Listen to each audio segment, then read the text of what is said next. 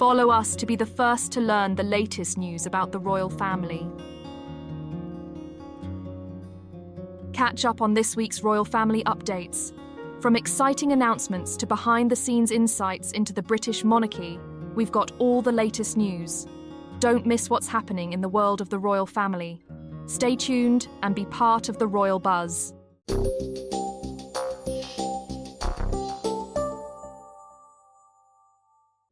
Reports have emerged that the health of the Princess of Wales has unexpectedly worsened, despite an initially positive response to treatment. It is noted that her recovery has been complicated, but she is still receiving the best care. The lack of specific details has sparked a wave of speculation. Is this merely a minor complication, or is it a more serious issue? Insiders claim that the princess is experiencing extreme fatigue, bouts of illness and energy loss, which has led her to cancel several public engagements. Those who have seen her recently say that her condition is markedly different from what it was before. According to close sources, the princess has always been strong, but now she is forced to prioritize her health. Experts suggest that long before the official announcement about the Princess of Wales's health issues, she was already privately battling a serious illness. In March 2024, she revealed her cancer diagnosis and began chemotherapy. In June, she appeared in public at the traditional Trooping the Colour event, despite continuing her treatment. Her courage has inspired millions, but the battle with illness has inevitably taken a toll on her physical condition. Prince William remains by his wife's side at every step of her recovery. Experts note that he has reduced his royal duties to spend more time with his family. The news of the Princess of Wales's illness has prompted an outpouring of sympathy and support. Social media has been filled with well wishes, and world leaders, celebrities, and charitable organizations have expressed their hopes for her swift recovery. Experts also note that the princess's illness may have an impact on the future of the monarchy. With King Charles III also facing health challenges, questions about the redistribution of royal duties have become especially relevant. The possibility of transferring some of the princess's responsibilities to other family members, such as Queen Camilla, Princess Anne, and the Duchess of Edinburgh, is being discussed. However, her unique ability to connect with people remains irreplaceable. As the world watches her condition, experts are asking, will the Princess of Wales return to her previous pace of life? Will her duties be adjusted to accommodate a gentler schedule? There are no clear answers yet, but one thing is certain. She is supported by millions, and her family is doing everything possible to help her recover. The Princess of Wales has always inspired people with her charitable work and dedication to her family. Today, it is society's turn to offer her the same care and attention. Regardless of what happens next, her influence on the world is already immeasurable. Time will tell what the next steps will be, but one thing is clear: the Princess of Wales is not alone in her fight.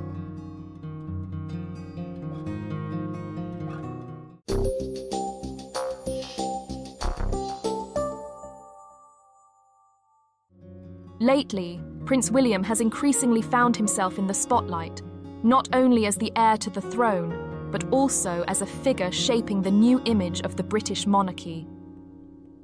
Two key developments: his decision to travel with his children in defiance of traditional royal protocol and his growing involvement in international politics, suggest that changes may be on the horizon for the royal family. The question is whether this signals the dawn of a new era, or merely a temporary deviation from long-standing norms. A recent trip taken by Prince William and Princess Catherine with their children, Prince George, Princess Charlotte, and Prince Louis, sparked considerable discussion. According to royal tradition, close heirs to the throne are not supposed to travel on the same plane to ensure the stability of the line of succession in the event of a tragedy. However, as royal experts have noted, this rule has become more flexible in recent years, particularly in light of modern safety standards and evolving views on family values within the monarchy. Some analysts believe that Prince William's decision was not merely a matter of convenience, but a deliberate attempt to bring the monarchy closer to the people. In recent years, the royal family has increasingly sought to highlight its human side and family closeness, and abandoning outdated traditions may be part of that effort. However, conservative royalists worry that such changes could undermine the historical significance of protocols that have long served as a safeguard for the stability of the British crown. At the same time, William continues to strengthen his position as an international representative of the British monarchy. His visit to Paris for the reopening ceremony of Notre Dame, where he stood in for his father, King Charles III, was a landmark event. It not only underscored his growing role in diplomacy, but also confirmed that he is already shouldering significant monarchical responsibilities. His upcoming visit to the United States could be a pivotal moment in UK-US relations. Given Donald Trump's victory in the presidential election, the significance of this visit is even greater. Known for his diplomatic approach, Prince William will need to navigate a new framework for relations between the two nations. This presents a challenge not only for him personally, but for the entire royal family, which must strike a balance between traditional restraint and the need to respond to modern political realities. It is evident that Prince William is fully aware of his future role and is gradually assuming more responsibilities. His actions, ranging from changing the approach to family travel to engaging in global politics, suggest an effort to adapt the monarchy to contemporary realities. However, how far will he be able to go in his pursuit of change? Will his initiatives be seen as a reasonable evolution of the monarchy, or will they face resistance from those who believe that traditions should remain untouched? Prince William is undoubtedly shaping a new style of leadership, and in the coming years, his decisions could prove to be defining for the future of the British crown. The real question is whether he can strike the right balance between innovation and respect for the monarchy's centuries-old legacy.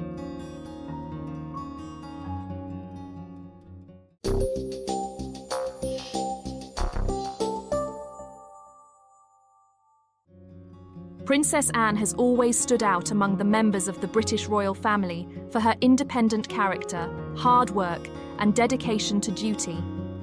Unlike many of her relatives, she has never sought public attention, instead focusing on charitable and representative work. However, her straightforward nature has often led to conflicts with other family members, most notably her tense relationship with Queen Consort Camilla. From the very beginning, Anne disapproved of her brother, King Charles III, marrying Camilla. The princess believed that Camilla did not meet the standards of the royal family and should never have been granted such a high position. Despite the years that have passed since the wedding, Anne has never fully accepted Camilla as the king's rightful wife. Although their relationship has somewhat softened over time, a full reconciliation has never occurred. Tensions have also arisen with other relatives. Anne was among the first to criticize Meghan Markle, believing that she did not take royal duties seriously. She also disapproved of Princess Diana's lifestyle, considering her too focused on public opinion and media attention. Anne had similar reservations about Sarah Ferguson, whose behavior she found inappropriate. Despite numerous conflicts, Princess Anne always maintained a special bond with her father, Prince Philip. He valued her work ethic, determination, and their similar personalities. She also had a deep respect and loyalty toward Queen Elizabeth II, even though she never sought the throne herself. Her relationship with her aunt, Princess Margaret, was more complicated.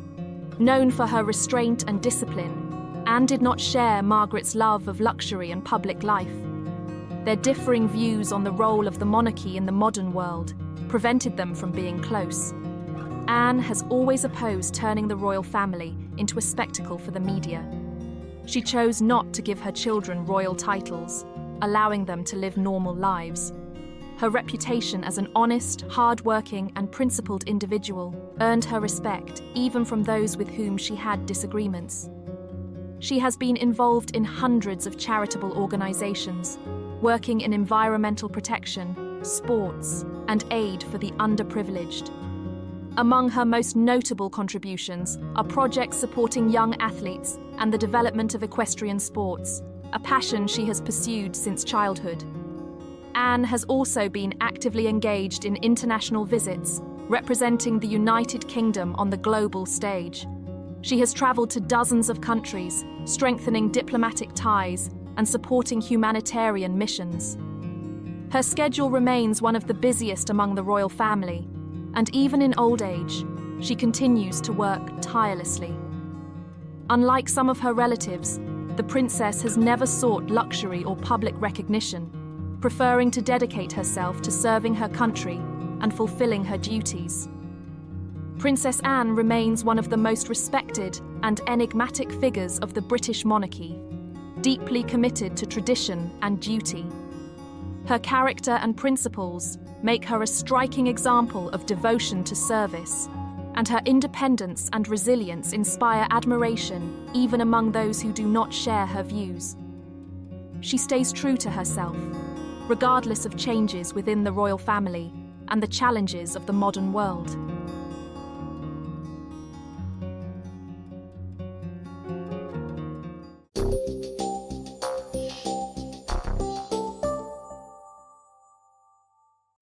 Royal rules for pregnant princesses, with added context, historical facts, and more depth to make it engaging and informative. Royal rules for pregnant princesses, the shocking protocols. They must follow. When a royal princess becomes pregnant, her life is immediately placed under a microscope. But what most people don't realise is just how many bizarre and incredibly strict rules she's expected to follow. These are not just traditions.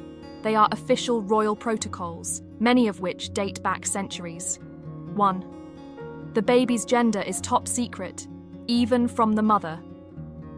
In most families, parents excitedly find out the baby's gender during a routine ultrasound, not in the royal family. Revealing the gender of a future royal baby before birth is considered a serious breach of protocol, and in cases where the child is a direct heir to the throne, this information is classified as a state secret. There have even been instances where the pregnant royal herself wasn't officially informed of her baby's gender, just to minimize the risk of leaks. Imagine giving birth and learning the gender of your own child at the same time as the rest of the world. 2. The monarch must be the first to know about the birth. In regular families, the first person a woman might call after giving birth is her partner, her mother, or her closest friend. For royal mothers, that's not allowed. The reigning monarch, whether it's the king or queen, must be the very first person to be officially informed of the birth before anyone else. This rule dates back to a time when royal births were considered national events, not private family moments. Even modern royals like Princess Diana and Kate Middleton were bound by this rule. 3.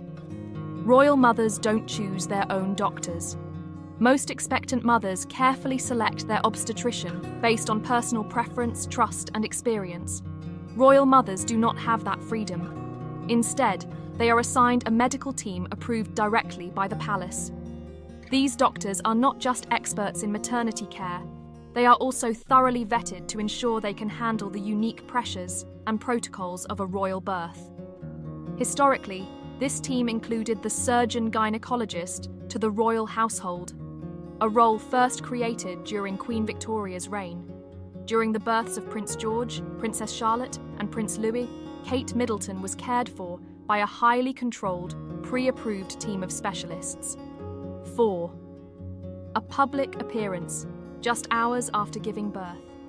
While most women are given time to rest and recover in the hospital after childbirth, royal mothers are expected to do something almost unimaginable. They must step out in front of a global media crowd within hours of giving birth. Perfectly styled, smiling brightly, and holding the newborn for the world to see, this iconic moment is part of royal tradition. Princess Diana famously introduced Prince William to the world on the steps of St. Mary's Hospital, a tradition later repeated by Kate Middleton. But this practice has faced increasing criticism for being outdated and unfair, placing enormous pressure on mothers during one of the most physically and emotionally vulnerable times of their lives. 5. No baby showers or gender reveal parties.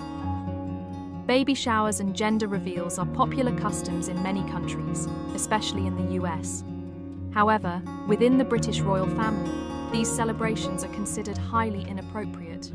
They are viewed as too flashy and too commercial, out of step with the royal ethos of modesty and discretion. However, this rule was famously broken by Meghan Markle, who hosted a lavish baby shower in New York City before Archie's birth. The event, attended by A-list celebrities, caused a minor scandal and reportedly upset senior royals, who felt it was an unnecessary display of wealth and attention-seeking. 6.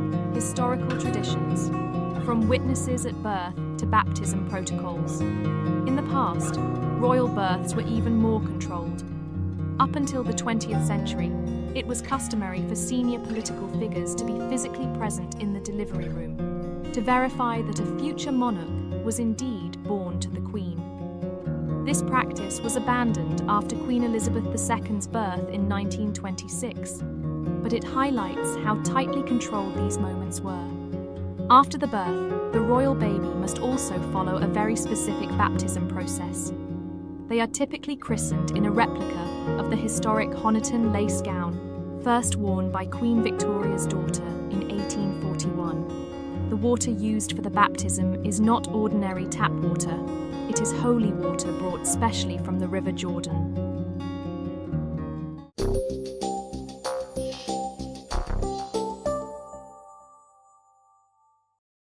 Why Princess Diana's brother failed to protect the Queen of Hearts.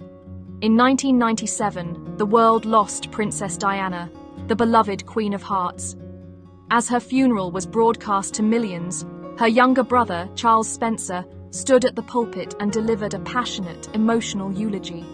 In his speech, he openly criticized the royal family, condemned the relentless media harassment, and made a solemn vow to protect her sons, Prince William and Prince Harry. It was powerful. It was heartbreaking. But for many, it felt too late. Where was he when Princess Diana needed him most? This is the uncomfortable question that has haunted history ever since. During Princess Diana's darkest years, trapped in a loveless marriage, relentlessly pursued by the press, isolated within the royal system, where was her brother, the man who so publicly vowed to protect her legacy? The harsh truth is that Princess Diana was never truly protected by anyone. Not the royal family, not the press, and not even her own blood relatives. Her brother, Charles Spencer, had influence, power, and a public platform. He could have spoken up for her, could have fought to remove her from the toxic royal life that drained her spirit. But instead, he stayed silent, watching from the sidelines as Princess Diana was used, manipulated, and ultimately abandoned by those who should have cared most. The tragedy of trust, betrayed. Even Princess Diana's most famous interview, the Bombshell Panorama Special, was obtained through deceit. Journalists tricked her into believing she was in danger, manipulating her vulnerability to secure the interview. Her own sense of isolation was weaponized against her, and again, no one stepped in to protect her, not even her brother. A funeral promise left broken. At her funeral, Charles Spencer made a dramatic promise to stand as a guardian for her sons, protecting them from the same ruthless forces that destroyed their mother. The words were moving, but history tells a different story.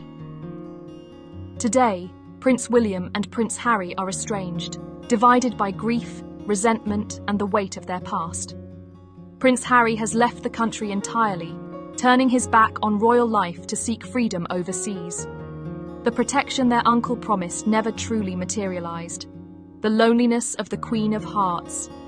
Perhaps the most painful truth of all is that Princess Diana, the woman who became the symbol of compassion, warmth, and humanity, was left to navigate her struggles alone.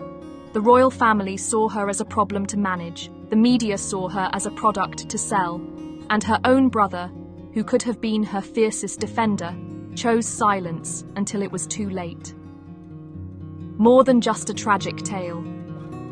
This story is not just about Princess Diana, but about what happens when women who break the mold, who challenge the system are left without protection. The Queen of Hearts was adored by millions. But when it truly mattered, the people closest to her failed her the most. The legacy of Princess Diana endures, not because of the royal family or the media or even her brother, but because the people never forgot the warmth, strength, and humanity she embodied. And maybe, just maybe, the lesson of her life is this: true protection doesn't come from promises made at funerals. It comes from standing up when it matters most.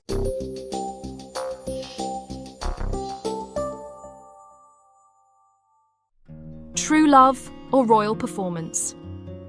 Comparing Harry and Meghan to William and Princess Catherine, for years, fans of the Duke and Duchess of Sussex have insisted that Prince Harry and Meghan Markle represent true love, while Prince William and Princess Catherine are merely performing their royal duties.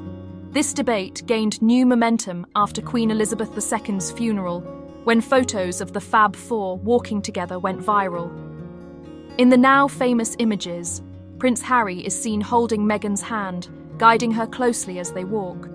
In contrast, Prince William maintains a formal distance from Princess Catherine, standing several steps apart, in line with traditional royal protocol. For many Sussex supporters, this simple gesture, hand-holding, became proof that Harry and Meghan are soulmates, while William and Catherine are trapped in a cold, duty-bound marriage. But is it really that simple? Public affection, sign of love or control? Meghan and Harry are known for their constant physical closeness. Meghan often places her hand on Harry's back, holds his hand tightly, or links arms with him during public appearances. To some, this is the picture of a modern, affectionate relationship. But body language experts have offered a more complex interpretation, suggesting Meghan's touch may also be a subtle form of control, a way to direct or ground Harry during high-pressure moments. Royal protocol versus personal preference. Meanwhile, William and Princess Catherine follow a very different set of rules. Senior working royals, especially those directly in line to the throne, are expected to maintain a certain physical decorum in public. Excessive touching, hand-holding, and hugging are seen as unprofessional within royal circles. Instead, their bond is often expressed through synchronized body language, shared glances, and quiet teamwork. This doesn't mean their marriage lacks warmth or love. Rather, they simply express it differently. For the Prince and Princess of Wales, the focus is on representing the crown, not themselves as a couple. The price of public affection. Interestingly, while Harry and Meghan's public displays of affection, PDA, are celebrated by their fans, they've also sparked backlash. At the 2023 Invictus Games, several commentators criticised the couple for acting too touchy-feely at moments that were meant to honour military veterans. This highlights the fine line between natural affection and behaviour that some view as inappropriate for royal figures. Behind closed doors. It's also important to remember that public behaviour doesn't always reflect private reality. Some of the most affectionate couples in front of the cameras have toxic, unhappy relationships behind the scenes, while more reserved couples may have deeply committed, loving marriages in private. William and Princess Catherine's relationship has weathered immense pressure, from media scrutiny to royal scandals, yet they have presented a united front for over a decade. Their bond appears to be built on shared purpose, mutual respect, and a strong sense of duty. Harry and Meghan, on the other hand, have embraced a more personal, emotionally open style. But this has also exposed them to intense criticism, accusations of oversharing, and relentless tabloid attacks. Love versus role can both be true. Ultimately, the idea that Harry and Meghan's affection equals true love, and William and Catherine's restraint equals a loveless performance, is a false choice. Love can look very different in different relationships. The Sussexes have chosen to reject many royal traditions, including formal public behaviour, in favour of a more demonstrative, American-style romance. The Prince and Princess of Wales, meanwhile, have embraced their duty first, knowing their future as King and Queen demands a higher level of formality. Neither approach is inherently better, but they reflect two very different visions of what it means to be royal, a spouse, and a public figure in the 21st century. In the end, what matters most? At the end of the day, true love is not measured by how much you hold hands, but by how you support each other through the hardest moments, behind closed doors, away from cameras. So, are Harry and Meghan the royal love story of the century? Or are William and Princess Catherine quietly proving that a love built on stability, respect, and shared purpose can be just as powerful?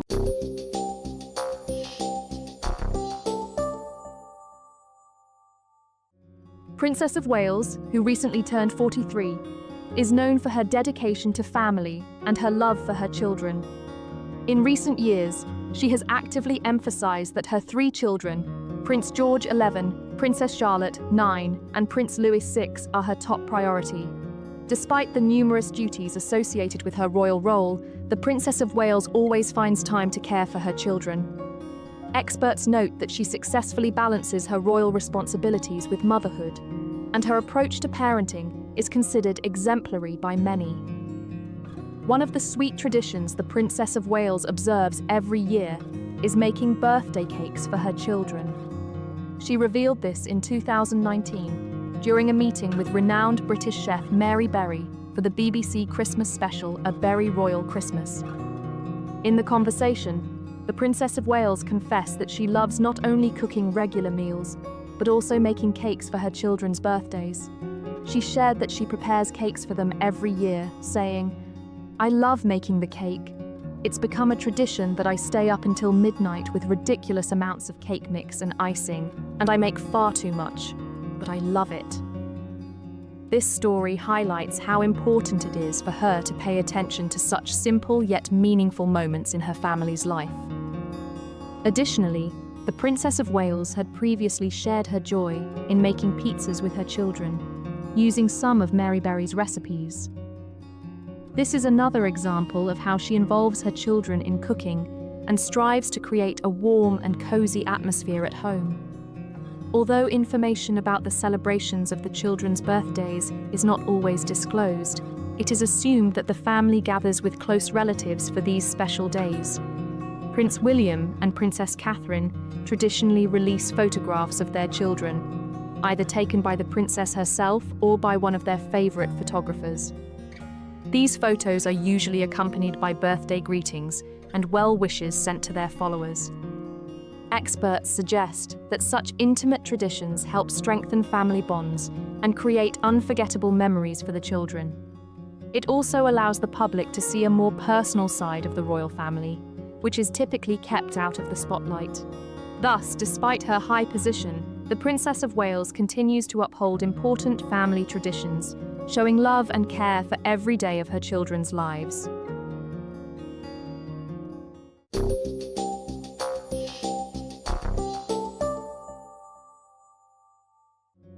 The Duchess of Edinburgh, Sophie, made an unexpected visit to Essex County to officially become the patron of the Mothers' Union, an organisation deeply rooted in the history of the British Monarchy. Experts believe that this move strengthens her position as an active representative of the royal family, continuing the traditions of her late mother-in-law, Queen Elizabeth II. Duchess Sophie visited the English for Women project in the city of Chelmsford. This initiative aims to reduce social isolation among women who do not speak English and face challenges in everyday life after forced relocation. Experts suggest that this project is closely linked to the Duchess's work within the United Nations Women, Peace and Security agenda. Sophie has long been involved in advocating for the protection of women in conflict zones, and her new role may enhance support for initiatives focused on the adaptation and integration of women who have experienced crises. Kathleen Snow, president of the Mothers' Union, expressed confidence that Duchess Sophie would make a significant contribution to the organization's work. In her opinion, the Duchess will bring strength and inspiration to the Union's activities. particularly in advocating for the protection of the most vulnerable women. Judy Halls, a long-time member of the Mothers' Union and a leading facilitator of English for Women sessions, emphasized that the organization remains committed to its core principles, supporting women in achieving equality, self-confidence, and empowerment. Experts speculate that the Duchess's patronage could lead to the modernization of the Mothers' Union and increased attention to social equality and women's rights, not only in the United Kingdom, but worldwide. The appointment of Duchess Sophie as the patron of the Mothers' Union can be seen as both a continuation of royal tradition and a step toward modernizing the organization's activities. Experts believe that her active involvement in advocating for women's rights and supporting those affected in conflict zones makes her an ideal candidate for this role. Will the Mothers' Union, with the support of Duchess Sophie, reach a new level by adapting its programs to contemporary challenges? Time will tell, but it is already evident that this initiative marks an important step towards a fairer world for women globally.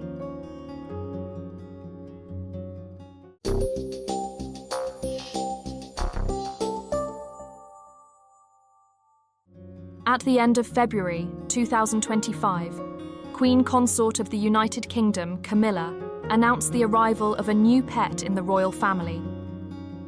During her visit to the Beanie House of Art and Knowledge in Canterbury, she revealed that she had adopted an 8-week-old puppy named Molly from a shelter.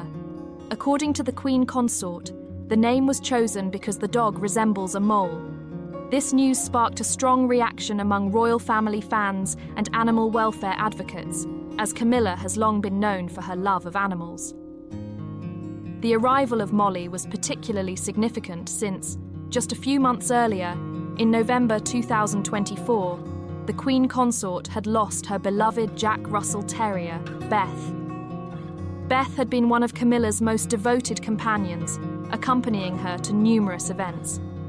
The loss of her pet was a heavy blow, and she had repeatedly expressed her desire to welcome a new 4-legged friend into her life.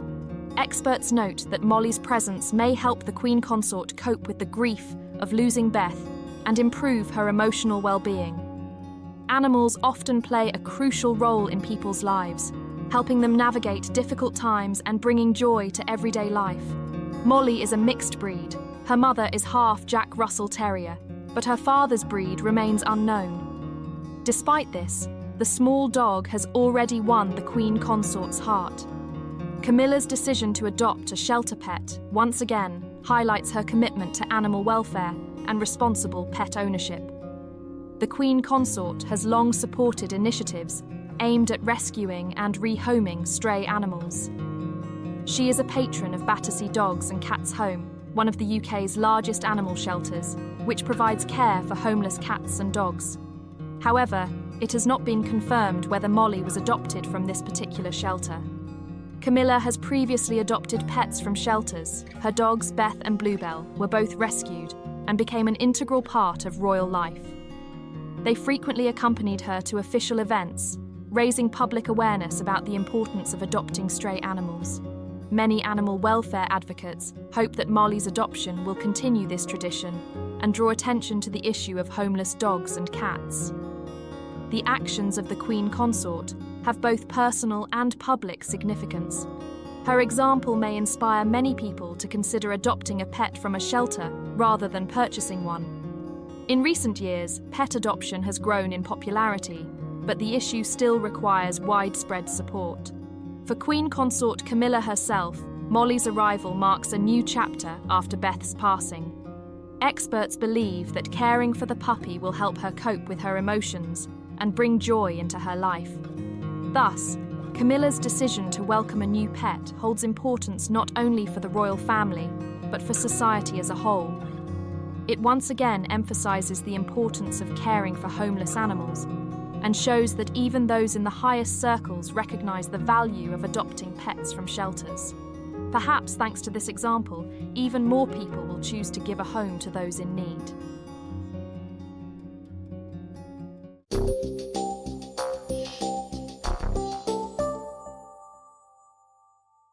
Is Queen Consort Camilla changing the royal tiara rules for Princess Catherine and Duchess Sophie? It seems that Queen Consort Camilla has decided that the royal tiara rules need a modern twist. Long-standing traditions, once guarded closely by Queen Elizabeth II, are now being reshaped, and the royal jewellery vault has become the epicenter of this sparkling revolution. Tiaras in the British royal family are much more than decorative headpieces. They are symbols of lineage, rank, and history. The tradition of wearing tiaras goes back centuries, inspired by ancient Persia and Rome, where jeweled headpieces signified power and status. In Europe, tiaras became deeply tied to monarchy, acting as visual markers of who held rank and who was still waiting their turn. Under Queen Elizabeth II, these rules were almost sacred. Unmarried royal women never wore tiaras, while married women received them only with the monarch's approval. Queen Elizabeth II herself built a legendary collection of over 50 tiaras, each with its own story. But Queen Consort Camilla has entered the scene with a fresh perspective. Rather than treating tiaras as personal, lifelong possessions, she is now reshuffling who wears what, turning the collection into a shared royal wardrobe. At a recent diplomatic reception at Buckingham Palace, Queen Consort Camilla wore the aquamarine ribbon tiara, once owned by Queen Elizabeth II. This wasn't just a fashion choice, it was a subtle message that traditions can be honoured without being frozen in time. The response has been mixed. Some fans applaud this modern, flexible approach, while others mourn the loss of exclusivity, arguing that each tiara should remain linked to a single royal wearer. Princess Catherine. New rules, new concerns? As the Princess of Wales, Princess Catherine is well known for her iconic tiara moments, particularly her frequent appearances in the Lover's Knot tiara, a piece beloved by the late Princess Diana.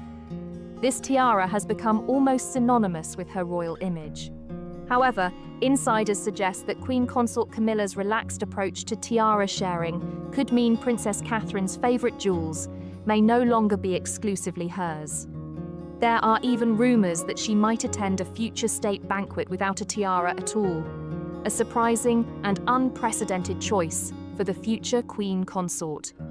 Duchess Sophie, a chance to shine. For Sophie, Duchess of Edinburgh, this tiara shake-up is a golden opportunity. As a royal by marriage, Sophie has always been known for her elegant yet understated style, with pieces like her Anthemian tiara or her Wessex aquamarine tiara.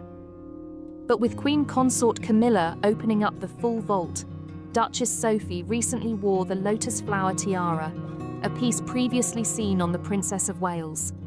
The swap sparked headlines and showed how this new approach to tiara sharing could give all royal women a chance to showcase historic jewels in fresh ways. Why is Queen Consort Camilla doing this? This shift isn't just personal preference, it's a strategic move to make the monarchy feel more accessible and dynamic. By rotating tiaras and reviving forgotten treasures, Queen Consort Camilla is blending tradition with modernity. Recently, she paired Queen Alexandra's aquamarine brooch with a red velvet gown and wore Queen Mother's diamond suite, proving that historic jewels can still feel relevant today. This flexible approach also helps tie past queens, consorts, and princesses to the current generation of royal women, weaving a continuous story through style. Of course, opinions are divided. Some love the idea of shared royal history in action, while others believe that the exclusivity of these heirlooms is what made them special in the first place. But one thing is clear. By rewriting the rules, Queen Consort Camilla isn't erasing history, she's adding her own chapter to the glittering story of the British royal family. So what do you think? Should tiaras remain personal treasures? Or do you like the idea of a shared royal jewel box? And most importantly, which tiara is your personal favourite? Share your thoughts in the comments below.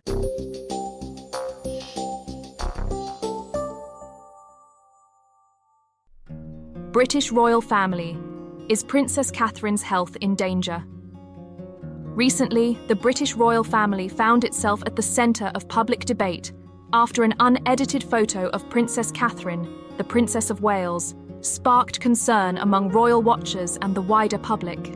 The image, taken during a visit to flood-affected communities in Wales, showed Princess Catherine with visible under-eye swelling, creases on her upper eyelids, and natural lines around her face, features rarely seen in her carefully curated official portraits. The photo quickly spread online, with some users expressing genuine concern about Princess Catherine's health. Speculation arose that her recent health struggles, including her well-documented battle with cancer, may have taken a visible toll on her appearance. It's important to note that this wasn't a glamorous royal event or an official portrait session. This was a working visit, where the Prince and Princess of Wales met with local families, volunteers, and emergency responders who had endured devastating flooding caused by last year's storms. The Princess of Wales was photographed by passers-by, not professional palace photographers, meaning no retouching, no flattering angles, just reality. Many royal fans were quick to defend Princess Catherine, highlighting that at 43 years old, a mother of 3 and a cancer survivor, her appearance is natural and perfectly appropriate for her life stage. Supporters reminded the public that battling a serious illness inevitably leaves both physical and emotional marks, and that there's no shame in looking like someone who has weathered both personal and public storms. Comments flooded social media, with users saying, "She's in her 40s, what do you expect? She looks amazing for her age. 3 kids, cancer treatment, constant public pressure, cut her some slack. She's a survivor, not a fashion doll." This incident reignited conversations about unrealistic beauty expectations placed on royal women, who are often expected to appear flawless at all times. But this raw, unfiltered moment gave people a rare human glimpse of Princess Catherine, not as a future queen consort, but as a real woman living a very real life. As the British royal family continues to navigate health concerns, public scrutiny, and ongoing changes within the monarchy, this photo serves as a powerful reminder: even royals are human. What's your take? Should royals be celebrated for showing their natural selves, or is public concern about Princess Catherine's health justified? Share your thoughts in the comments.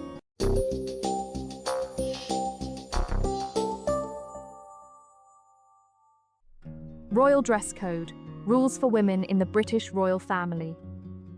The British royal family is known for its strict traditions and protocols, especially when it comes to the appearance of female members. Some of these rules are officially part of royal protocol, while others are more of a long-standing tradition influenced by Queen Elizabeth II's personal preferences. Let's dive into some of the most notable fashion rules that women in the royal family are expected to follow. 1. Tights are a must for formal events. While this is not a formal requirement written in the official royal dress code, it became an unspoken rule during Queen Elizabeth II's reign. The late Queen disliked bare legs and strongly preferred that female royals wear sheer, skin-tone tights or pantyhose during public appearances. This practice continues today with Queen Camilla and many other senior royal women often seen wearing nude stockings at formal daytime events. 2. Hats during the day, tiaras after dark. In the British aristocracy, women traditionally wore hats for formal daytime events, a custom that the royal family still respects for major occasions such as trooping the colour, royal ascot, or church services. However, once the sun sets, hats are replaced by tiaras or diadems at formal evening receptions or state banquets. One important rule applies here: married women only. Tiaras are a symbol of marital status, meaning that only women who are married into or born into the royal family can wear them. Unmarried princesses, like Princess Beatrice before her wedding, would typically not wear tiaras. 3rd, modest and practical handbags. Female royals are almost never seen without a small handbag or clutch at public events. This is not just a fashion statement. These bags serve practical purposes. For Queen Elizabeth II, her handbag became a discreet communication tool, signaling her staff when she wanted to end a conversation or leave an event. For modern royal women like the Princess of Wales, a clutch can also help avoid awkward situations like unwanted handshakes. 4. Pants are allowed, but with limitations. While skirts and dresses remain the preferred choice for official royal events, tailored pantsuits are acceptable for less formal engagements. For example, visiting a charity or attending a business meeting. However, trousers are typically avoided for ceremonies, weddings, or state events, where a more traditional feminine silhouette is expected. 5. Nail polish rules. Traditionally, royal women were expected to wear only nude or clear nail polish. Queen Elizabeth II herself famously favoured Essie's ballet slippers, a soft pink shade she wore for decades. Bright or bold colours were considered inappropriate for working royals. However, with the modernisation of the monarchy, this rule has relaxed slightly. For example, the Princess of Wales, Kate Middleton, has occasionally been seen with red or darker shades of polish, particularly for less formal events. 6. Subtle makeup and conservative hairstyles. While not strictly a rule, royal women are generally encouraged to wear natural and understated makeup. Bold trends like heavy contouring, glitter, or ultra-trendy hairstyles are discouraged.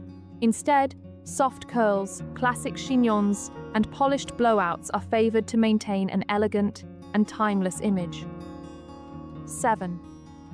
Dress length and neckline. Etiquette hemlines are expected to fall no shorter than just above the knee. Dresses and skirts that are too short or too revealing are considered inappropriate for royal appearances. Similarly, low-cut necklines are discouraged, as modesty is a key element of royal fashion. 8. Colours and symbolism. Even the colours royal women choose are often symbolic. Bright, bold colours were a signature of Queen Elizabeth II to ensure she stood out in a crowd. More muted tones are often worn for sombre occasions, such as Remembrance Day services. Black is traditionally reserved for mourning, one reason why royal women always travel with a black outfit in case of sudden bereavement. 9. Cultural sensitivity and dress code flexibility. When traveling abroad, female royals are expected to adapt their wardrobe to respect the culture and customs of the host country. This could mean wearing traditional garments, covering their hair if required, or choosing colours that hold cultural significance in the region they're visiting. These rules, while rooted in history, are evolving as the younger generation of royals embraces a more modern approach. Nevertheless, tradition still holds strong within the monarchy, and dressing the royal part remains an essential aspect of representing the crown.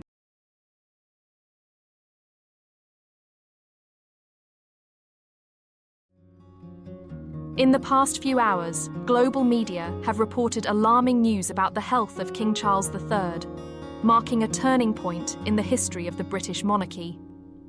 Reports that the monarch is in the terminal stage of his illness have not only evoked an emotional response from the public, but also raised questions about the future of the royal dynasty. According to multiple sources, including international media, Prince William and the Duchess of Catherine have already begun active preparations for a possible transition of power.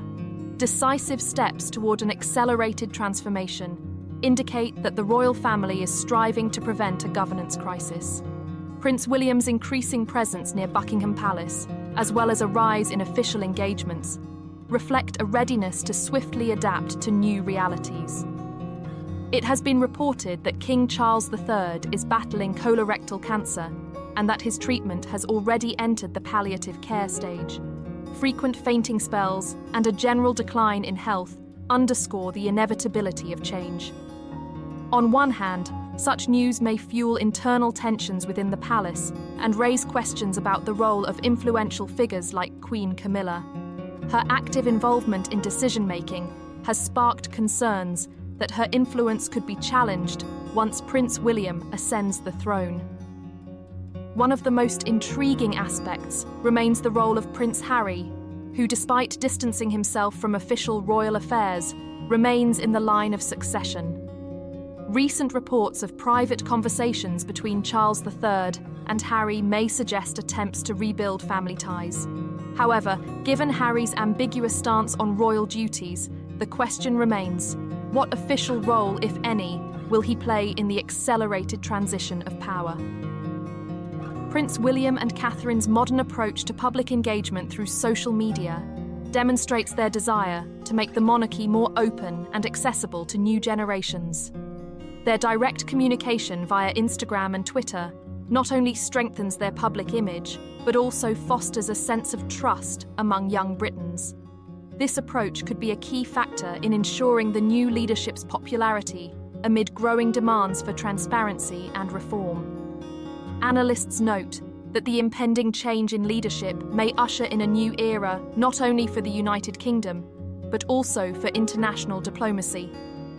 Prince William, with his focus on climate issues, mental health and social justice, along with the Duchess of Catherine, who actively advocates for children's rights and education, appears ready to transform the monarchy into a force for global initiatives.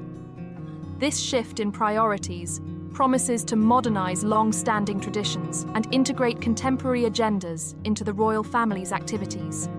The situation surrounding King Charles III's health and the accelerated preparations for succession raise numerous questions and speculations.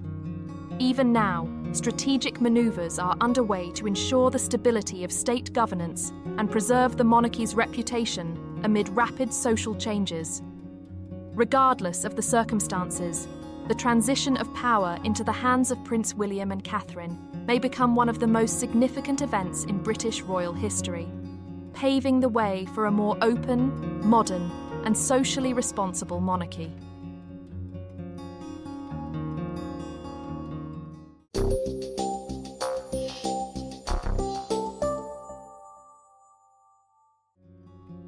On the eve of Commonwealth Day celebrations in London, amid growing public debates about the role of hereditary power in modern society, a new figure emerges, a 15-foot dinosaur named Chuck the Rex. This gigantic argument against the monarchy, presented by the group Republic, is not only an element of street theatre, but also a symbolic marker of profound shifts in public consciousness. With irony and bold metaphor, Chuck the Rex embodies what protesters call the antiquated monarchy, a relic of the past that, in their view, no longer fits the realities of contemporary democratic society. The choice of a dinosaur, an extinct creature associated with obsolescence and oblivion, clearly signals the activists' stance. The monarchy, like dinosaurs, belongs in the Museum of History. A golden crown, skillfully incorporated into the image, turns the creature into a grotesque caricature of traditional symbols of power.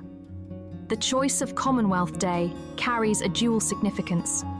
On one hand, it is a traditional event linked to the royal family and the history of the British Empire. On the other, it serves as an opportunity to question the relevance of hereditary institutions of power in an era of globalization and democratic transformation. Recent news that several Commonwealth nations, such as Jamaica, the Bahamas, and others, are considering transitioning to a republican form of government further highlights the growing dissatisfaction with colonial legacies and the desire for political renewal. Graham Smith, head of the Republic campaign, stated that discontent with the monarchy is growing and interest in its activities is fading. Such statements reflect not only political criticism, but also socio-economic realities.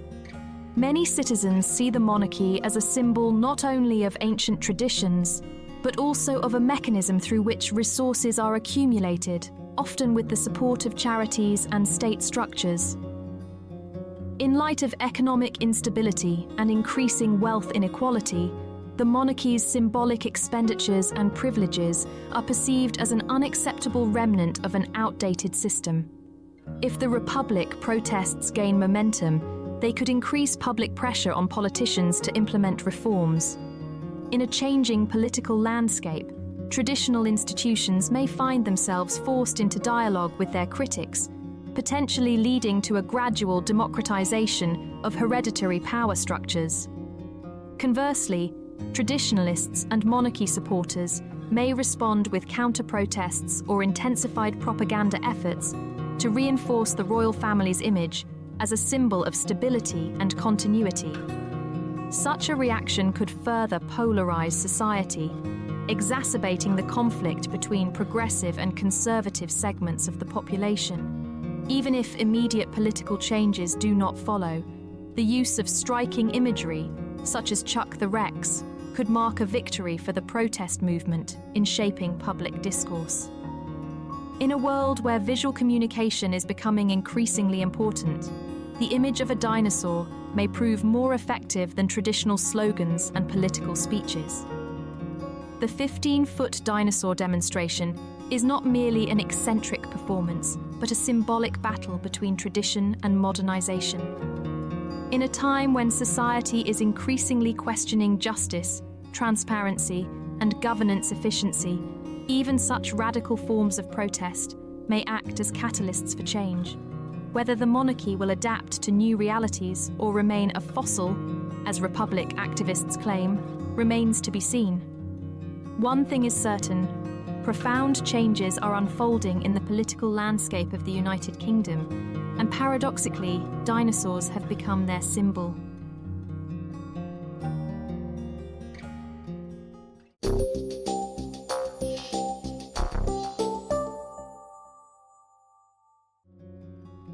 In light of the news that Lord Norman Foster, the architect who was unafraid to criticise Prince Charles's interference in architectural projects, has been named a finalist for the design of a national memorial honouring the late Queen Elizabeth II, several interesting observations can be made about current trends in British architecture, culture, and the relationship between the monarchy and the professional community. Norman Foster is a figure synonymous with groundbreaking achievements in contemporary architecture.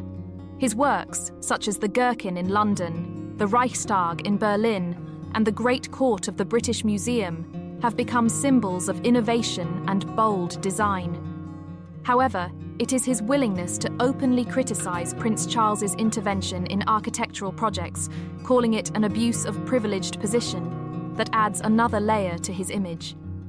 This 2009 incident not only highlights professional disagreements, but also underscores architects' aspirations for democracy and transparency in urban planning.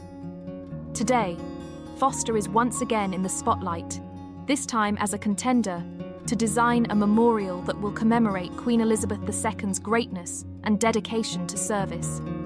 Foster's selection, along with his team, as finalists for such a symbolic project, is no coincidence. The memorial, to be situated in the historically significant area near St James's Park and the Mall, is envisioned as a meeting point between past and future eras. The presence of figures like British artist Yinka Shonibari, who explores cultural identity and post-colonial narratives, and environmental professor Nigel Dunnett, known for his Superbloom programme, signals a desire to create not just a monument, but a multi-layered work of art that reflects the diversity of modern Britain. It can be assumed that Foster's selection, despite his past criticism of the royal establishment, serves as a symbol of change. Perhaps the project's current initiators seek to emphasize that even within deeply rooted traditions, transformation and renewal are possible. Notably, despite his past controversial remarks, Foster remains one of the most respected architects, capable of merging an innovative approach with an understanding of historical and cultural contexts. The inclusion of renowned studios such as Heatherwick Studio, Wilkinson Eyre, and others in the list of finalists promises intense competition of ideas and concepts. The final selection, to be announced this summer, is expected to be not just an architectural milestone, but also a reflection of the evolution of British culture. The final design, set to be unveiled in 2026 to mark the centenary of the Queen's birth, should become a defining symbol of a new era, one in which the past and future find a common language through art and architecture.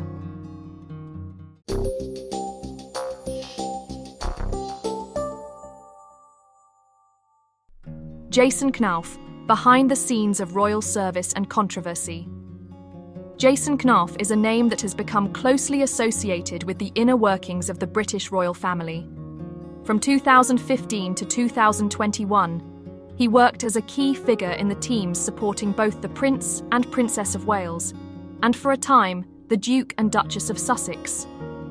His tenure spanned some of the most dramatic years in modern royal history, placing him at the centre of significant controversies, including allegations against Meghan Markle and legal battles involving the media.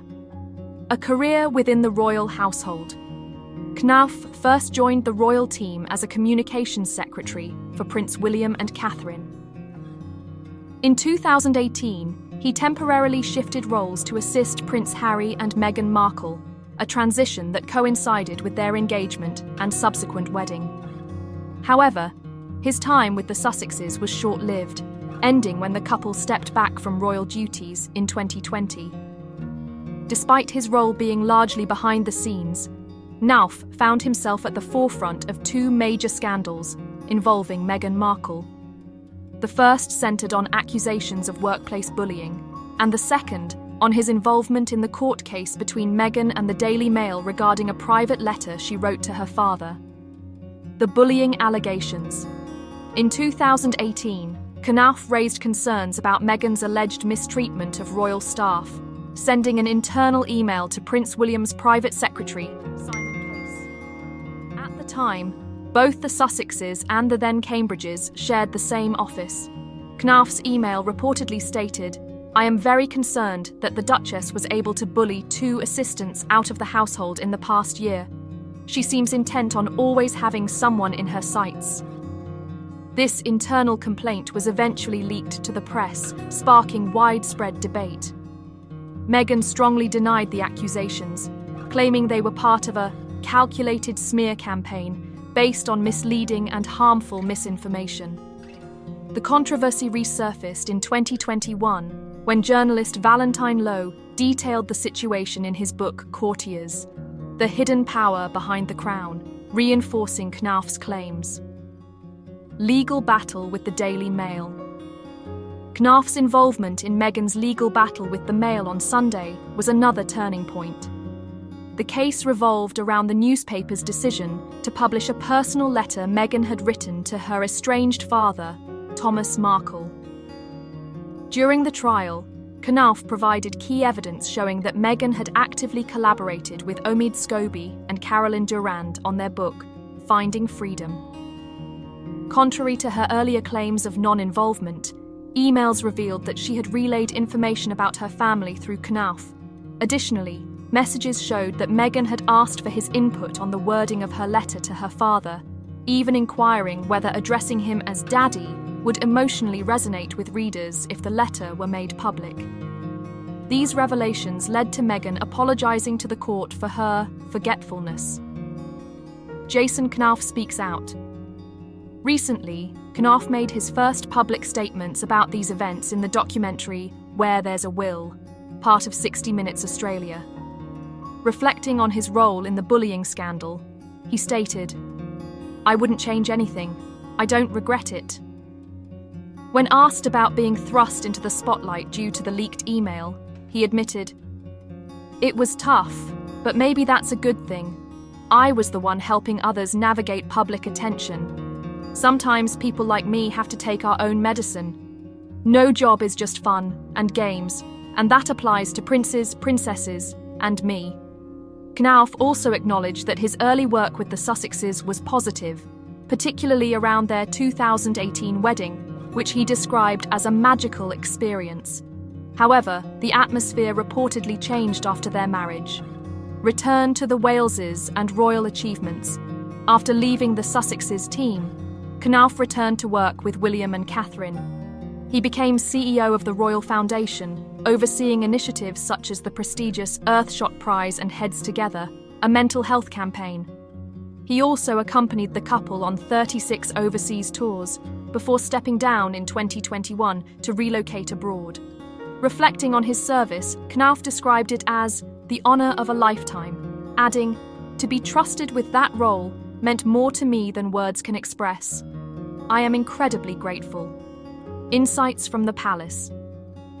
In the documentary, Knauf shared insights into his work with William and Catherine.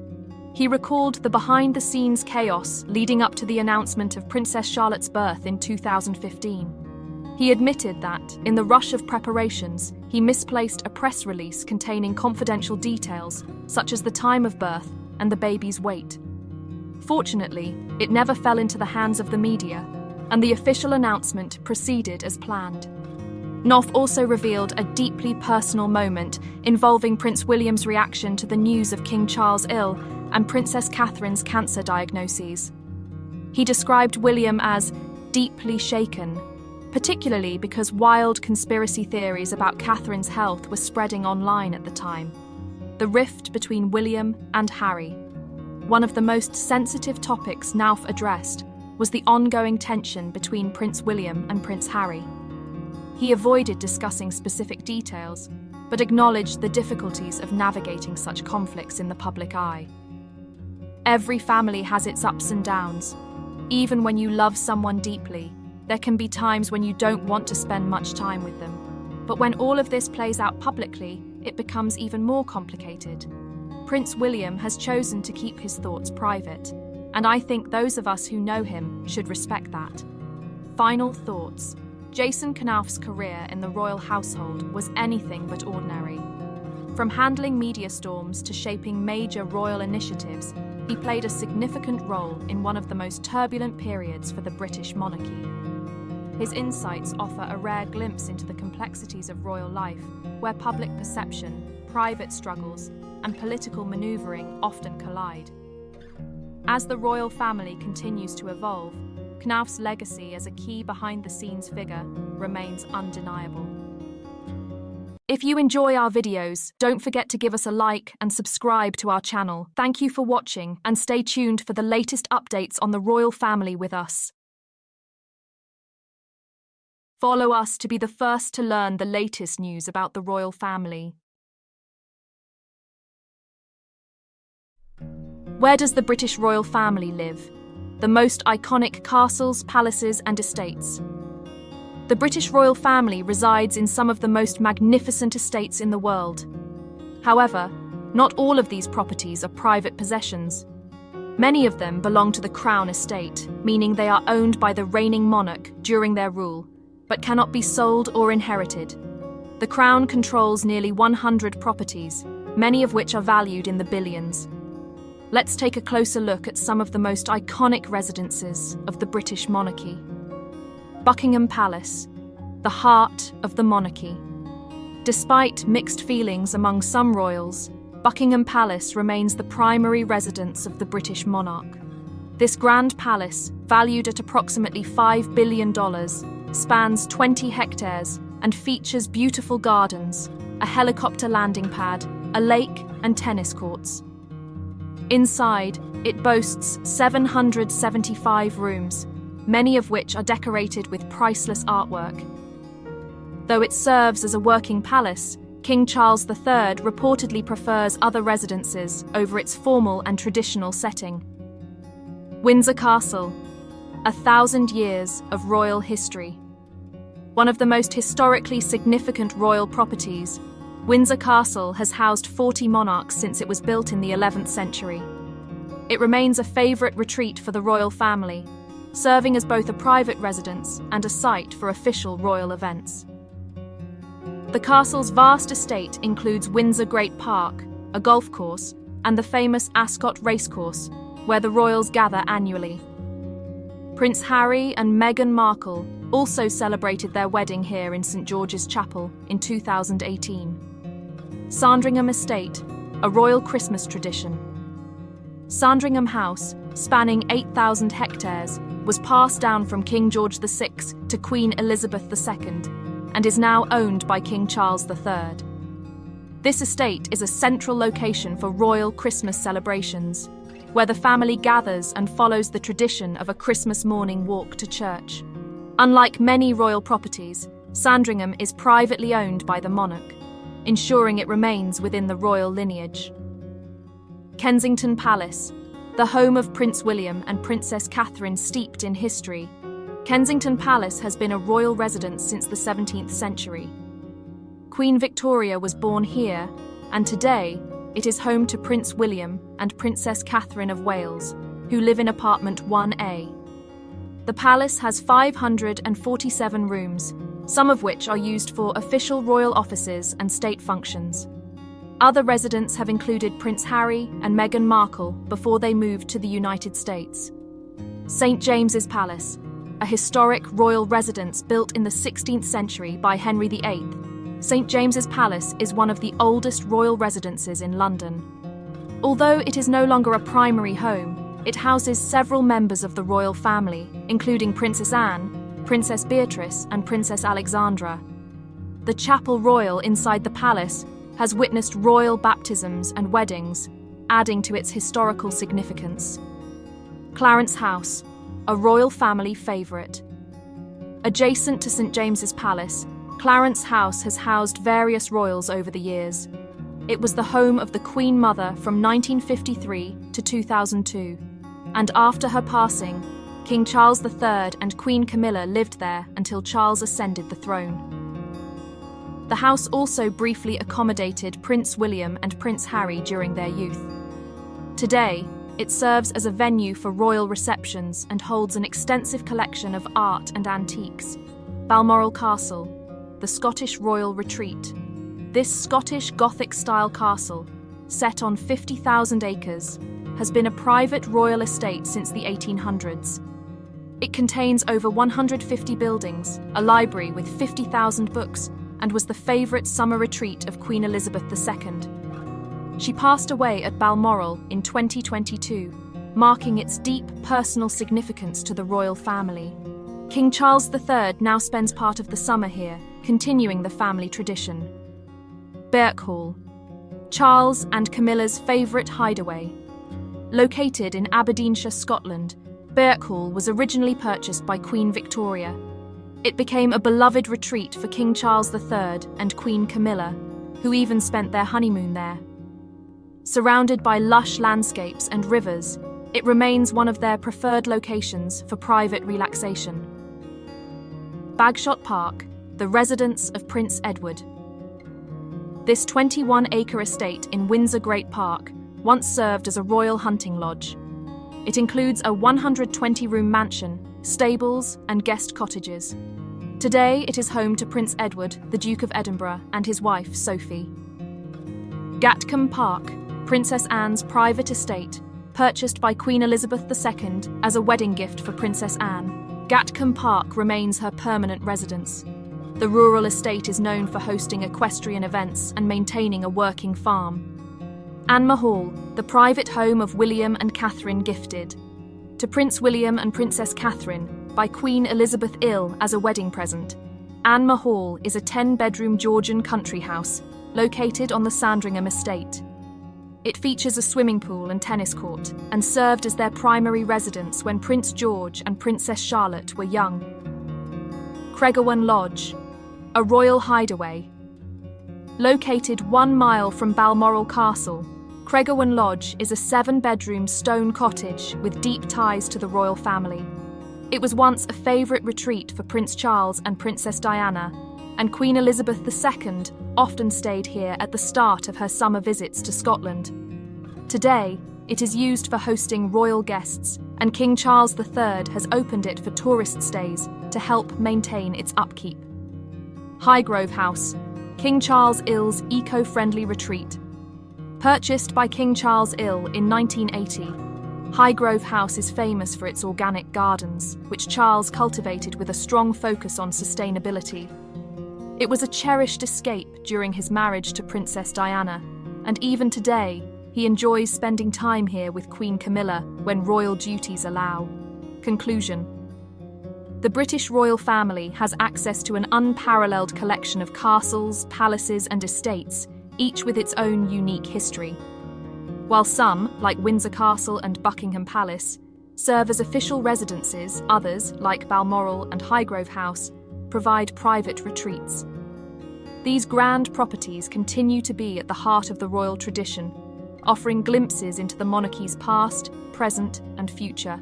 If you enjoy our videos, don't forget to give us a like and subscribe to our channel. Thank you for watching and stay tuned for the latest updates on the royal family with us. Follow us to be the first to learn the latest news about the royal family. Revenge for Diana, unveiling the real reason behind Queen Camilla's disdain for Princess Catherine of Wales. In the current royal drama, tension within the British monarchy is reaching unprecedented levels. At the heart of this upheaval lies the strained relationship between Queen Camilla and Princess Catherine of Wales, commonly known as Kate Middleton. Although both women have played significant roles in modernising the royal family, deep-seated animosity has marred their interactions from the very beginning. According to several insiders, Queen Camilla has been under immense stress for years, a stress that many believe is compounded by her struggle to accept Princess Catherine's rising influence.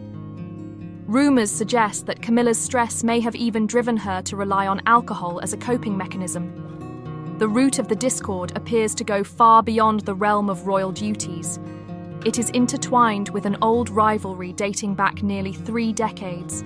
Many observers see a parallel between Princess Catherine and the late Princess Diana, whose legacy continues to shape public sentiment.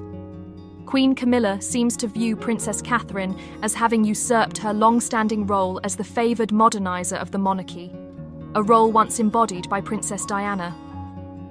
The conflict reportedly began at their first encounter, long before any official royal responsibilities came into play. Sources claim that during the preparations for the wedding of Prince William and Princess Catherine of Wales, Camilla made her discontent known. She was particularly vocal about her concerns over Princess Catherine's humble family background, arguing that it did not meet the stringent standards of royalty. The situation escalated during a heated debate over wedding aesthetics. Princess Catherine had envisioned incorporating fresh, living flowers into her bridal hairstyle, a modern touch that symbolised her desire to connect with the public.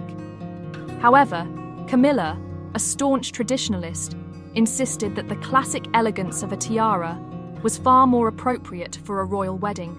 She even went as far as to enlist the help of friends to persuade the bride-to-be to abandon her floral idea in favour of time-honoured customs. Though Princess Catherine eventually conceded, the incident left an indelible mark on their relationship. As time passed, their differences only deepened. Princess Catherine, a beacon of modernity and empathy, has consistently worked to bridge the gap between the monarchy and the people, a mission reminiscent of Princess Diana's own efforts to humanise the royal institution. Queen Camilla, on the other hand, remains a defender of traditional royal customs. The latest spark in their ongoing feud emerged when Princess Catherine refused to send her children on Windsor's customary hunt, a ritual where royal heirs partake in a centuries-old tradition by hunting an animal and symbolically anointing themselves with its blood. For Camilla, who holds these traditions in the highest regard, this act was a direct affront to the monarchy's heritage. Insiders claim that this refusal was the tipping point, pushing Camilla into an even deeper state of disillusionment and prompting her alleged turn to alcohol as a means of escape. Today, the public remains largely supportive of Princess Catherine of Wales, who is seen as the modern face of the royal family, a role that embodies the progressive legacy of Princess Diana. While Queen Camilla's traditionalist views continue to influence her actions, the growing divide between the two women underscores a fundamental clash over what the future of the monarchy should look like. As tensions simmer and rivalries intensify, the story of Camilla's resentment and Princess Catherine's resilience offers a compelling glimpse into the inner workings of one of the world's most scrutinized families.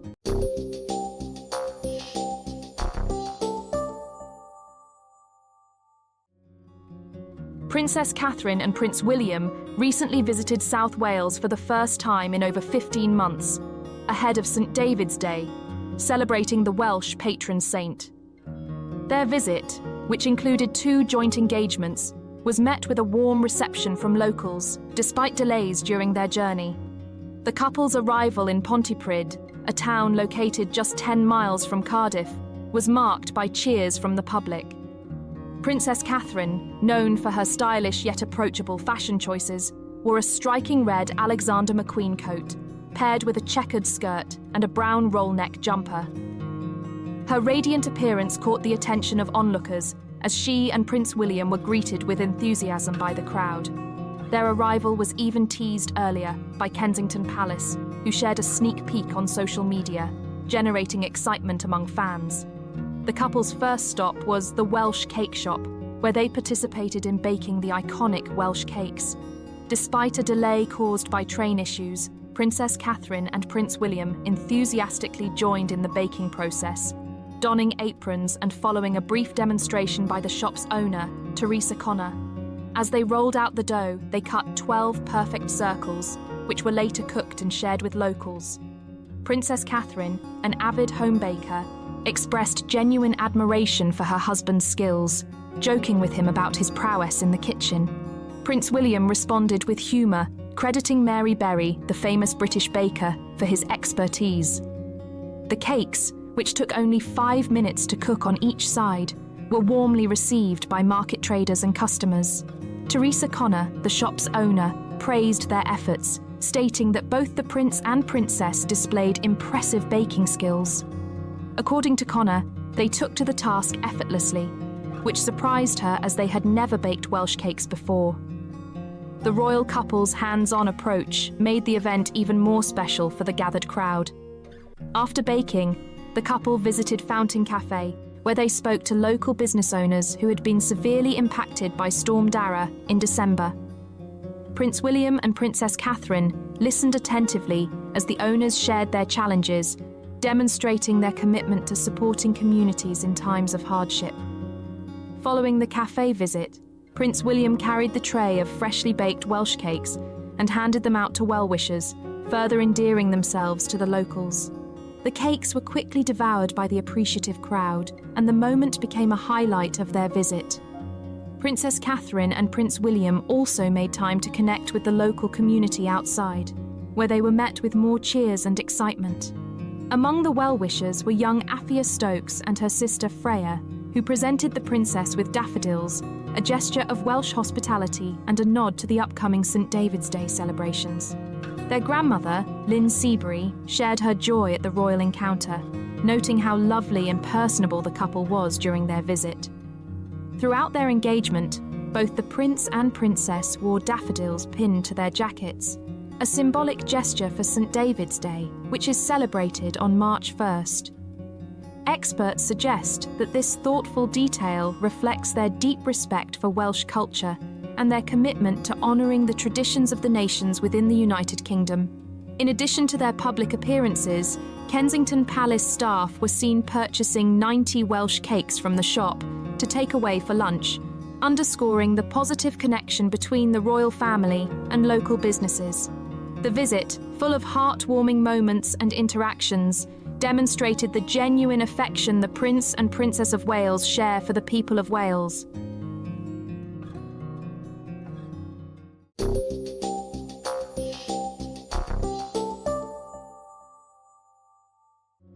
Over the past decades, the true origins of Prince Harry have captivated both monarchy enthusiasts and skeptics who doubt the official narrative. The recent appearance of James Hewitt on ITV's Good Morning Britain has only reignited the flames of discussion. Hewitt, rumoured to be Harry's biological father, spoke about the late Princess Diana's unique strength, one that, according to him, could have not only reconciled Princes Harry and William, but also possibly restored lost harmony within the family. This statement alone raises the question, could there be a far more intricate story hidden behind the official version? The roots of this speculation trace back to the past. From 1986 to 1991, Diana was involved in a passionate affair with Hewitt, a cavalry officer whose influence on the princess's life has been frequently documented. This relationship, combined with photographs highlighting a striking resemblance between Hewitt and Harry, has been a key argument in favour of the biological paternity theory. While Diana was officially married to Prince Charles from 1981, her candid admission in a 1995 BBC Panorama interview, where she openly discussed her attachment to Hewitt, only reinforced the image of a woman torn between duty and passion. It is important to remember that Prince Charles, now King Charles III, has always been at the centre of public attention due to his privileged position in British society. However, paradoxically, even within an environment of luxury and power, his personal life was marred by scandals and painful separations, the 1996 divorce from Diana being a prime example. In light of these events, the question of Harry's true paternity becomes even more pressing. Could a crucial fact about his biography have remained shrouded in secrecy all this time? The psychological aspect of this story is equally intriguing. As a representative of the new generation, Harry has often publicly demonstrated his independence from outdated royal traditions. If the hypothesis that Hewitt is Harry's real father were ever confirmed, it would not only be a sensational revelation, but could also provide insight into the emotional and psychological rift between the brothers. The well-documented tensions between Harry and William in the media could be seen as a reflection of deeper familial conflicts rooted in undisclosed secrets of the past. Moreover, Hewitt's public declaration of his feelings for Diana, "I loved Diana, I still love her, but part of me wishes it had never happened," adds a dramatic layer to this narrative. These words prompt speculation about how events might have unfolded differently if their affair had been acknowledged openly rather than concealed. Perhaps unresolved love triangles and political intrigues contributed to many aspects of the princess's private life, turning into legends wrapped in mystery and rumours. It is also worth considering that such speculations are often leveraged to create sensational headlines, diverting public attention from more pressing issues surrounding the modern monarchy. Nevertheless, each new thread in this web of questions invites deeper reflection on the complexity and multifaceted reality behind the royal family's polished facade. The mysteries surrounding Diana's personal life have always fueled various theories, and the current Hewitt speculation is just one of many, yet it remains compelling to a certain segment of the public. Ultimately, the question of who Prince Harry's true father is remains unresolved. On one hand, historical facts and Diana's admissions provide grounds for serious doubts. On the other hand, the lack of official evidence allows this topic to be dismissed as mere speculation and conjecture. Perhaps the truth lies somewhere between the lines of official accounts and personal confessions of those involved. As the public continues to speculate, each new detail only adds fuel to the fire of intrigue and questions, driving the search for the truth behind the most closely guarded secrets of the British monarchy.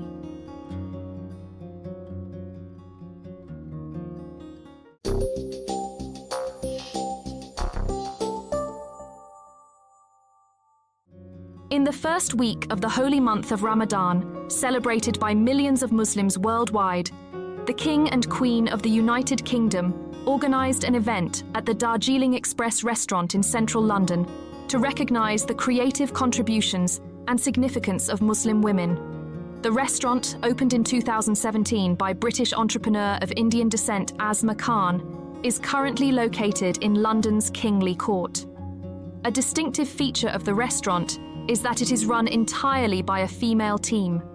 During Ramadan, Asma Khan donates all proceeds to charity and sends food packages to hospitals as part of the obligatory Zakat al-Fitr charitable practice, an obligatory charitable donation given to the poor and needy before the end of the month of Ramadan. The King and Queen met with families receiving support from the charity organisation Doorstep. This organisation provides goods and services to Muslims living in temporary accommodation. Experts believe that such initiatives play a crucial role in the social support of communities in vulnerable situations. Sadia Ahmed, a representative of Everyday Muslim, a unique organisation documenting the presence and contributions of Muslims in Britain through images, interviews, and archival materials, conducted a masterclass on the influence of Islamic art on the work of William Morris. During their meeting with Saadia, the King and Queen learned about the organization's project aimed at raising awareness of Muslim heritage in history, art, and culture.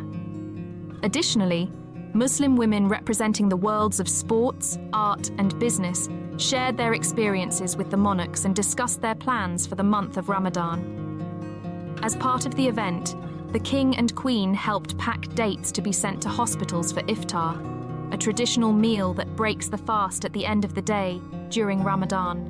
Traditionally, dates are the first food with which Muslims break their fast, following the example of Prophet Muhammad.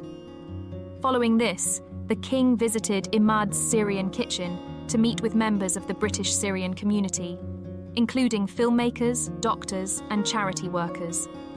The restaurant was founded by Imad Al-Arnab, a Syrian chef and entrepreneur who ran several restaurants in Damascus before the war. After his establishments were destroyed during the conflict, Imad moved to London in 2015 and opened his restaurant in early 2020. The King and Queen have long supported various religious communities in the UK and across the Commonwealth.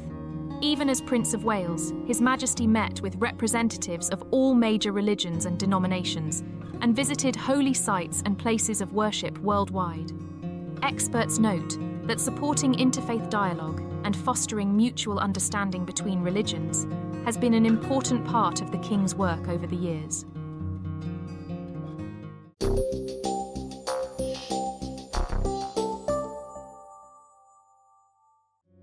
Princess Anne has always adhered to strict traditions and was known for her serious approach to royal duties. This contrasts with Camilla's more relaxed style, creating tension between the two. This is especially evident in matters related to tradition and Camilla's role in the monarchy. Princess Anne, with her extensive experience as a senior family member, has consistently supported the monarchy in its classical, unchanging form, while Camilla, despite her significant efforts to integrate into royal life, remains a figure with a questionable public perception. This tension sometimes manifests in public moments where Princess Anne clearly expresses her disagreement with Camilla's more laid-back stance. After the coronation, Camilla officially became the Queen Consort. However, her role within the royal family remains a subject of discussion. Some critics argue that her past relationship with King Charles III, particularly in the context of their marriage after Princess Diana's death, may hinder her full acceptance by the public. While her predecessors, such as Princess Diana, played a more traditional role within the monarchy, Camilla must prove her worth not only as a wife, but also as a significant public figure capable of finding her place among the subjects. This requires balancing the preservation of the royal reputation with distancing herself from the shadow of her past. The coronation of Charles III and Camilla did not lead to the expected rejuvenation of the monarchy or the restoration of its popularity. On the contrary, it confirmed a decline in approval of the institution, particularly among the younger generation. This signals the ongoing crisis of the British monarchy and the need for it to adapt to the modern demands of society. The youth in the UK are increasingly questioning the relevance of the traditional monarchical system, especially in light of economic difficulties and social changes.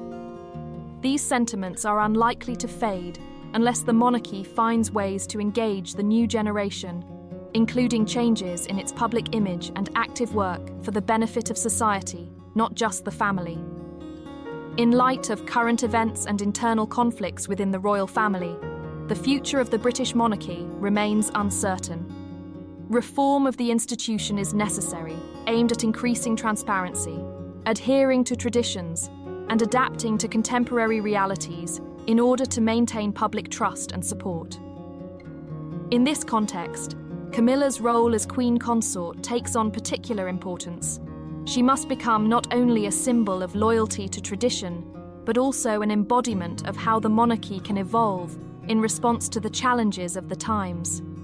However, amid a crisis of trust, reforms may prove to be a temporary solution unless harmony is achieved within the royal family itself, and a new place for the monarchy in the life of the UK is found.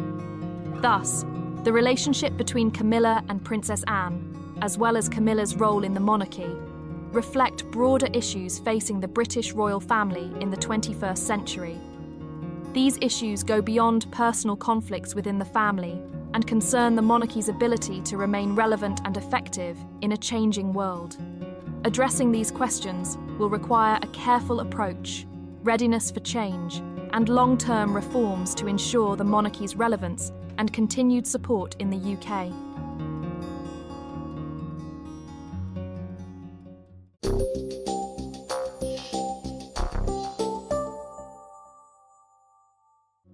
In an unexpected yet candid moment, one of the royal family's aides revealed what Princess Catherine really thinks about Prince William's famous beard. Jason Knauf, the former press secretary to the Duke of Cambridge, who still maintains a close relationship with the couple, shared that Catherine not only tolerates her husband's beard, but actually likes it. This revelation about the couple's private life offers a new perspective on the dynamics within the royal family. Prince William's beard first appeared last summer when he appeared in a video with Catherine, congratulating British athletes. The new look immediately attracted attention, sparking discussions and debates about the prince's appearance. While some fans admired his transformation, others began to wonder what Catherine thought about it. When Knauf was asked about William's beard in an interview for 60 Minutes Australia, he responded with a telling remark that speaks volumes about the royal couple. "If she didn't like it, it wouldn't be there. I can tell you that for sure." This subtle comment hints that, like in any family, William's appearance is influenced not just by his own decisions. Catherine's opinion matters. According to Knauf, her approval is crucial for William to keep the beard, and if she were unhappy with it, he would have shaved it off. Although Catherine is reportedly fond of the beard, her daughter, Princess Charlotte, is unlikely to share her view. When William first showed off his beard, Charlotte allegedly burst into tears upon seeing the new look. In one heartwarming anecdote, William shared how his daughter was so upset about the change in his appearance that he had to shave it off to calm her down. However, William soon decided to grow it back and reassured Charlotte that everything would be fine. Public opinion about the beard, however, seems divided. Many note that it gives William a more relaxed and approachable look. The prince himself jokingly comments that, despite his new appearance, he feels less relaxed this year. Knauf's revelations offer a glimpse into a more intimate side of Prince William's life, where even seemingly minor things like a beard depend on family opinions. One thing is clear. While William's appearance may attract public attention, his family's approval really matters to him. Whether it's Catherine's positive view or Charlotte's tears, the royal family remains just like any other, with its own quirks and preferences. As for the beard itself, it seems to be here to stay for a while. Whether it becomes a permanent feature of Prince William's image remains to be seen. But if we believe Jason Knauf's words, as long as Catherine likes her husband's beard, it's likely to stay.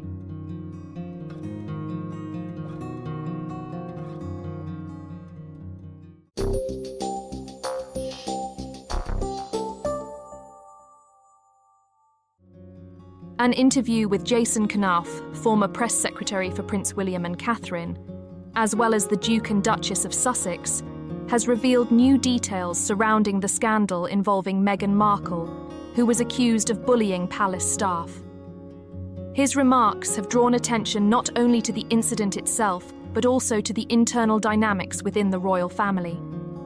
Knauf, who worked with Prince William and Catherine, shared that his interview was conducted only with the prince's approval. He emphasized the importance of maintaining dignity in difficult situations, reflecting the royal family's strategy on matters of publicity and internal control. The accusations against Meghan Markle, outlined in Knauf's letters, focus on her treatment of palace staff. Meghan has denied these allegations, calling them part of a campaign against her and claiming that the information had been distorted. However, The lack of public results from the investigation leaves questions about the truth hidden behind palace doors. An unpublished report from the investigation shows that the royal family prefers to remain silent. This approach not only helps avoid further conflicts, but also serves as a key element of the palace's strategic policy. Knauf's interview reveals that behind the royal family's outward restraint lies a complex internal politics. Despite the silence, every step is carefully watched, and each actor plays their part in a vast public performance where personal interests intersect with public ones. No matter how much internal problems and conflicts are kept hidden, an important point is that for the younger members of the royal family, the era of social media is inevitable. Unlike Prince William and his brother Harry, who were able to control their public lives to some extent before the advent of smartphones, their children will face an entirely new reality.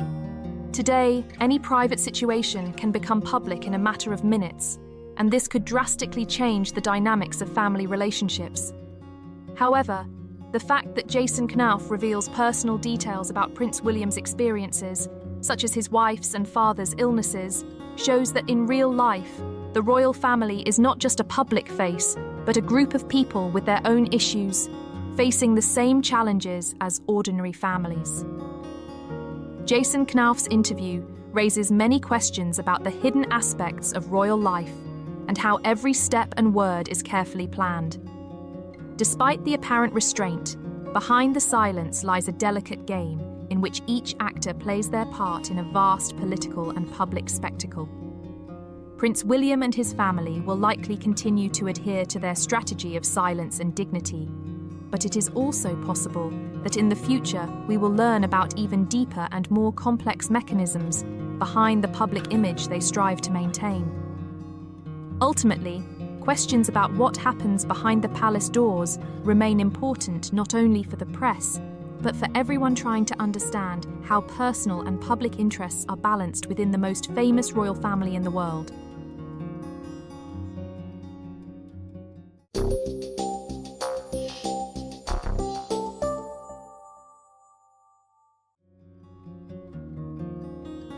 Recent events have once again drawn public attention to the internal struggles of the British royal family. The latest revelations from a former assistant to Prince William shed light on how painful the period following Princess Catherine's cancer diagnosis was, which experts believe may have deeply affected the psychological state of the prince and the entire family. In an interview for the documentary project Where There's a Will, the former head of the Royal Foundation shared that Prince William was at rock bottom after learning of his wife's illness. Experts believe that such traumatic news, compounded by personal family tragedies, could have left a lasting impact on his emotional state. It is reported that the prince's reaction was so intense that even professionals familiar with his life noted an unprecedented level of depression. After surgery early last year, Princess Catherine was diagnosed with cancer, which shocked not only her close ones but the entire monarchy. Experts suggest that the decision to withhold the news from the public immediately was motivated by a desire to protect their children, Prince George, Princess Charlotte, and Prince Louis, from additional stress and attention. Analysts note that this strategy could be seen as an attempt to preserve the family's internal stability amid external media pressure. While the public is used to seeing the royal family's resilience and composure, this crisis revealed their humanity and vulnerability. Experts believe that the period during which Prince William faced both personal loss, his wife's illness and his father's, and an increasing avalanche of conspiracy theories online may have shifted the public's perception of the British monarchy as an inaccessible institution. Some analysts suggest that such events could lead to a re-evaluation of the royal communication strategies in the future. Despite the difficult period, the completion of Princess Catherine's chemotherapy and the announcement of her remission became an important signal for the entire family. Experts speculate that this positive outcome could mark the beginning of restoring internal balance within the royal circle, as well as improving the monarchy's image in the eyes of the public. the return to active public life will likely be accompanied by a reassessment of approaches to personal life and internal crises. The events surrounding Princess Catherine's cancer diagnosis reveal the complexity of life within the royal family. Experts believe that Prince William's emotional distress is just the tip of the iceberg, reflecting deep internal conflicts and strategic decisions driven by the need to preserve family values and the reputation of the monarchy. This crisis period could serve as an important lesson for future generations, demonstrating that even in seemingly unassailable institutions, human emotions and weaknesses remain at the forefront.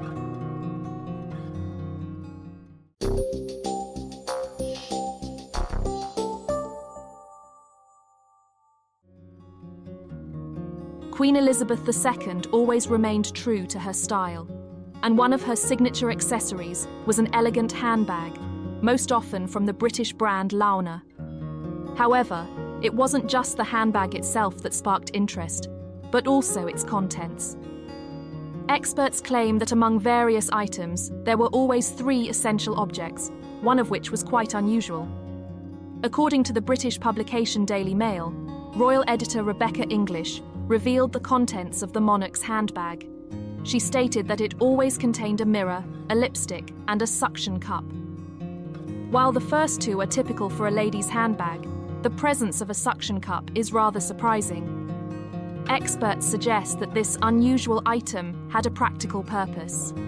Queen Elizabeth II disliked placing her handbag on the floor, so she used the suction cup to attach it to a table or wall. This allowed her to keep the accessory within reach during official events and receptions without worrying about where to place it. In addition to these essential items, the Queen also carried family photographs and small charms.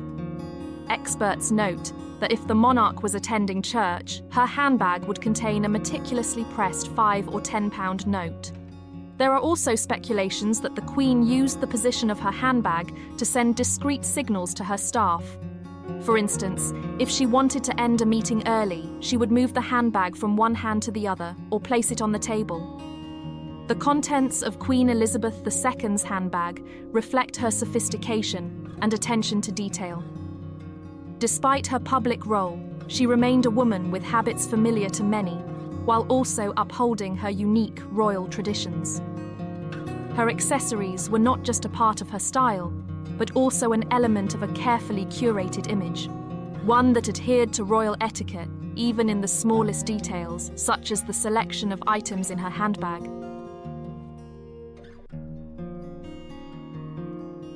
If you enjoy our videos, don't forget to give us a like and subscribe to our channel. Thank you for watching, and stay tuned for the latest updates on the royal family with us.